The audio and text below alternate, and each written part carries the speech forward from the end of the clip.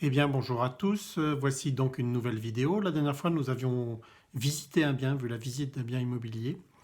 Eh bien, on va voir l'étape suivante, qu'est-ce qu'il se passe après. Donc, ce bien vous plaît, vous faites une proposition de prix qui est acceptée ou non. On peut avoir une contre-proposition. Bref, on arrive à un accord de prix entre vous et les vendeurs de la maison. Donc, on va voir comment ça se passe après. Donc, on va rédiger une offre d'achat qui va reprendre tous les éléments de la vente, la façon dont vous allez financer le bien et toutes les conditions suspensives que l'on peut mettre qui feront que si ces conditions-là ne sont pas obtenues, vous serez dégagé de l'achat du bien sans contrainte. Voilà. Donc ça, c'est l'offre d'achat qui est acceptée par toutes les parties et qui va servir de support pour rédiger aussi le compromis et qui va engager déjà tout le monde pour éviter que les vendeurs revendent aussi la maison une deuxième fois avant la signature du compromis.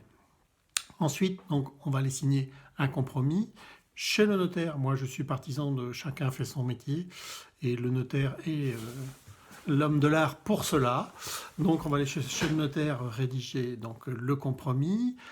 Suite à la signature du compromis, vous allez recevoir donc ce compromis par recommandé, que ce soit postal ou maintenant de plus en plus recommandé électronique.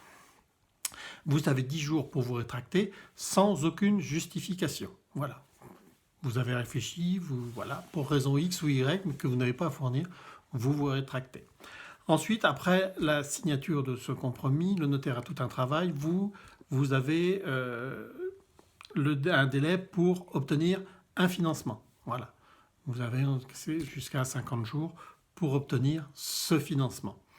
Ce qui nous amènera après, une fois que toutes les conditions suspensives, notamment celles de prêt, seront épuisées à la signature définitive, ce qui nous amène très souvent, quasiment à 90 jours après le compromis. Des fois, c'est un petit peu moins, ça pourrait être beaucoup moins si on est en paiement au comptant et qu'il n'y a pas de conditions suspensives particulières sur le bien. Et là, à partir de ce moment-là, on fait la signature définitive, on fait le relevé de compteur eau, électricité et gaz, on fait un état des lieux avant la vente pour être sûr que le bien que vous allez acquérir correspond bien à celui que vous aviez visité et sur lequel vous aviez eu un coup de cœur. C'est-à-dire que toutes les portes, toutes les poignées de porte, tout soit bien resté en place, tout ce qui devait rester en place soit resté en place, de prendre quelques surprises. Voilà.